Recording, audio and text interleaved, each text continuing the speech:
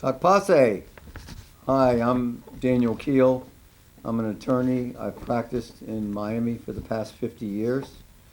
I'm a solo practitioner, which means I'm a one-man band, but I have been doing almost most parts of law in the past 50 years.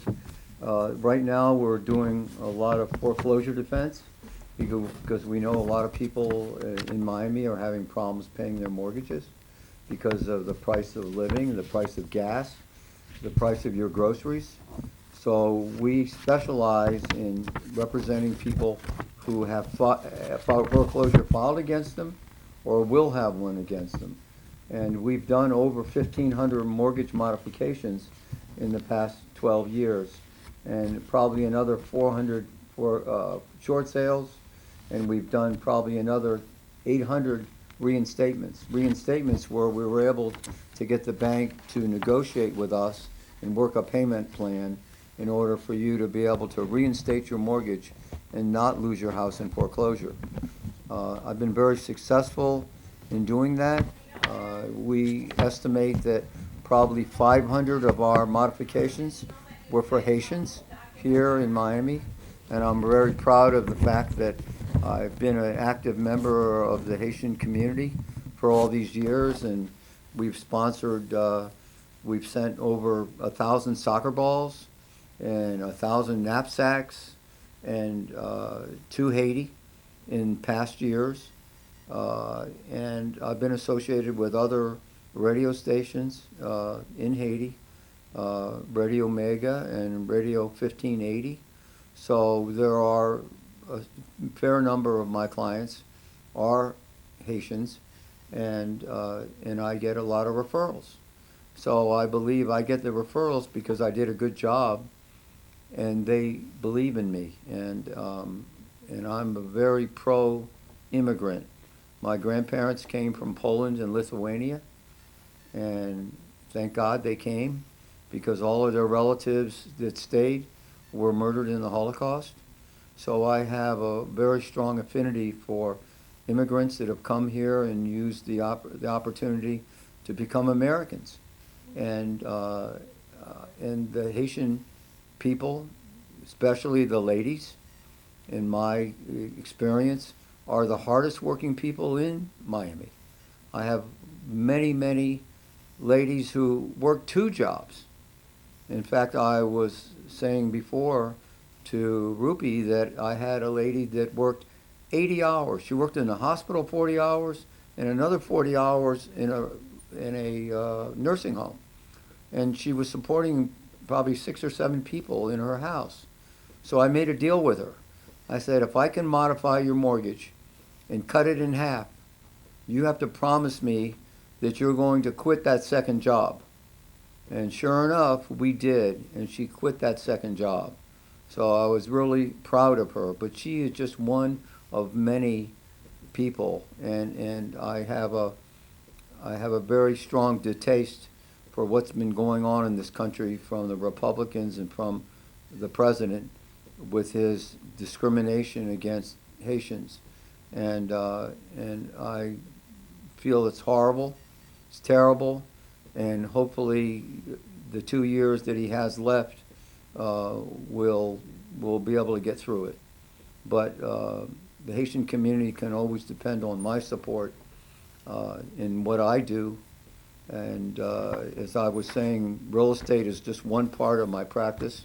I also do wills, and I do trusts, and I find a lot of people find out that they don't have a will in place. They don't have a health care surrogate. It's very important you have a health care surrogate.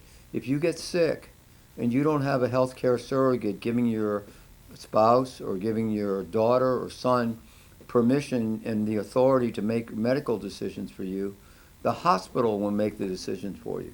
So it's very important. We do what we call a will package, where we do a healthcare surrogate, where we have your daughter or your husband or whatever who has full authority to make decisions for you if you can't make them for yourself. We also have a will that you decide who is going to inherit your assets. We also are doing a lot of what we call ladybird deeds now. To avoid probate, we do a deed where you give your house to yourself as a life estate. So as long as you live in that house, you can sell the house, you can mortgage the house, but when you pass away, it'll automatically go to your beneficiaries, which could be your kids, who's ever named in that deed will inherit it just by recording a death certificate. So it's a very popular way to avoid probate. It's much less for me to prepare a ladybird deed than to prepare a will and a trust. But you still need those other items, especially families that have young kids. God forbid you are in an accident, you and your wife or your husband, you're in an accident, who do you want to raise your kids? If you don't have a will with a designation as to who in your family the children would go to, it could start a family feud. Health and family services could get involved if nobody stepped forward or had the authority. So every time I represent a young couple with kids that are under 18, I always recommend that we do a will, we designate who they want to have raise their kids. God forbid something that happens to them and their children are left as orphans. We've done quite a few of those. We also get involved in personal injury. And as we know, drivers are terrible in Miami. There's many accidents every day. We all see accidents on the way home every day. Okay, so it's very important that if you're in an accident, there's certain steps that you need to take. Number one, see if you're injured. If you're injured or the people in your vehicle are injured, you immediately call 911. The second thing is that you see whether the parties in the other vehicle or vehicles are injured, and you'll call 911 for them. And then it's very important, everybody's got a cell phone with a camera, so take pictures of your car, take pictures of the scene before cars get moved, and when the police arrive, don't make any admissions. Don't really, it's probably better not to speak to the other party because they'll end up blaming you for the accident when in fact they were the cause of the accident. Seek medical aid immediately. If you're injured, go to the hospital, go to a clinic. A lot of times people feel they're okay after an accident, but you have to understand that if you're going 40 miles an hour in a crash, and though you don't have any blood or you have any cuts, your organs also, your heart, your body was going 40 miles an hour when it suddenly stopped. And so you can have internal injuries which you don't feel at the time. So it's very important to take the step of either going to a hospital emergency room or going to an emergency center to make sure that you get evaluated to see whether you have any injuries. After you've done all that, then you can call me. Then you can call me, and we've practiced doing this many years. I have an assistant in my office that has done thousands of these cases, and we negotiate with the insurance company of the other vehicle, and we are able to, you deserve the most that we can get for you for your injuries, because the injuries are going to be with you for your lifetime. So you're, hopefully we can compensate you in some small way or even a bigger way depending on the insurance of the other vehicle, but you need to have an attorney. It's very important to have an attorney because the insurance companies are going to contact you directly and offer you $500 or $1,000 for a release. Once you sign that release, then you're prevented from ever making a case for the injuries that you don't even know you have. Most of the time when you're injured in an accident, you go through treatment that could last anywhere from 6 months to a year until you reach what we call MMI, which is maximum medical improvement. And at that time, the doctors that are treating you are going to give you a disability rating. In the state of Florida, you must have a disability rating in order to be able to take an action against the third party that caused the accident. We also get involved with corporations. I represent many hundreds of small businesses. So if you decide you're gonna go into business, you can come and see me. We can form a corporation for you.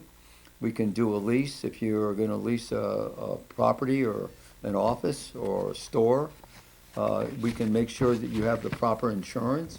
We can make sure that you have the proper permits. We can also make sure that you have a CPA, an accountant, who can make sure that you follow all the rules so that you don't have a problem. And leases for the property. But every small business needs a lawyer. Oftentimes I get clients that have not used a lawyer in the formation, and they have a problem later on with sales tax. They have a problem later on with a landlord who didn't give them a written lease that suddenly wants to double the rent. So it's very important from the outgo that you do that. We also do cases where we had a gentleman that paid $8,000 for a car 3 months ago. He's still waiting for the car. So he contacted me and said, look, this guy's got my money. He keeps sending me texts and emails that he's going to give me the car or give me my money back. So now we're going to represent him, and we are going to get his money back because we, of course, found out that he has a license to sell used cars. And so if he doesn't pay him back, then we'll file a claim, and his license will be suspended or taken away from him. So I feel confident that we're going to be able to do that. So if you're in a situation where somebody owes you money or you bought something and you didn't get what you were paid for, we can help you. We can represent you. The other, like I said, I do a lot of different things. Divorce, well, I don't really do divorces anymore. I did them for many years. I also did criminal law for many years. And what criminal lawyers and divorce lawyers all say the same thing. In criminal law, you find people that maybe did a bad thing, but they become good people. In divorce law, you find good people at their worst. So I don't do divorce, but I have very good friends, attorneys that are very experienced, and I would refer you to them. The same with medical malpractice. If I don't specialize and have the knowledge that I know that I need to have, I will refer you to an attorney who specializes in any type of legal process that I'm not an expert in.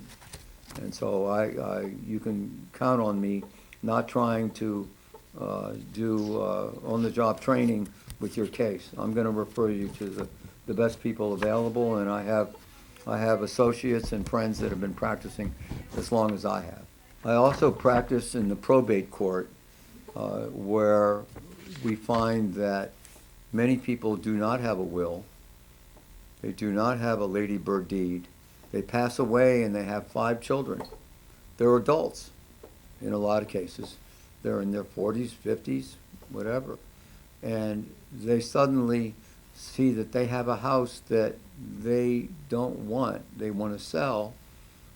We first have to go to probate court because there was no will, and we have to file what we call summary administration, is the fastest way.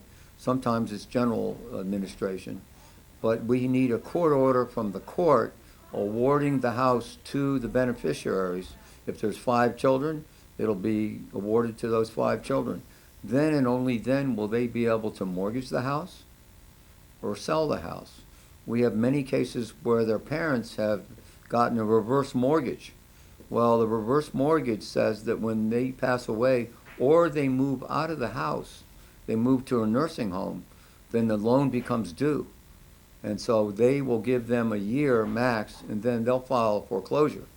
So I have people coming in every week with foreclosures because their parents had a reverse mortgage. They then have the opportunity to pay the amount of the reverse mortgage or 95% of the appraised value. In most cases, 95% of the appraised value is less than the amount that's owed, because a lot of people, when they get reverse mortgages, understand they don't have to make a mortgage payment, but that interest is accumulating every year. So we just had a client come in that the parents signed a reverse mortgage 12 years ago, and it was for $200,000. Well, $200,000 with the interest rate that was on that reverse mortgage, they now owe $320,000. Okay, but the house is worth probably $450,000. So we have to get involved, help them get refinanced. We also have a list of realtors and mortgage brokers, which we'll refer you to, and we'll do everything in our power to make sure that we can refinance you, we can get the foreclosure dismissed, and a big part of my practice is foreclosure defense, and I have all the tools from my experience how we are able to negotiate with the bank's attorneys in order to give our client time to either modify the mortgage, reinstate it, do a short sale, or refinance the mortgage. And you have to do both at the same time, because the mortgage foreclosures are moving much faster now than they were years ago. But I have been very successful in keeping people in their houses for up to a year, which gives us time in order to be able to accomplish what they want and either save the house, or whatever we do is for the best interest of the family. So if you have any issues involving the legal or otherwise, I'm very good at giving advice. Call me. My office number is 305-821-5500. My address is 6500 Cowpen Road, Suite 301, Miami Lakes, 33014. My email is KEILLAW@AOL.com. I have a 24-hour answering service. We get calls all the time. If there's an emergency, call me. We'll respond immediately if we can, or we'll call you the next day. But I have had this answering service for all the years of my practice, and it's worked out very well for me and my clients, where I can provide service when my clients need it. So I appreciate you hearing my story and my wish to help you. I have always wanted to be part of the solution instead of part of the problem. And what I can guarantee you, people ask me for guarantees all the time, and I tell them I cannot guarantee you, but I can guarantee you that we will, and I will, do the best that I possibly can for you and your family. Thank you very much.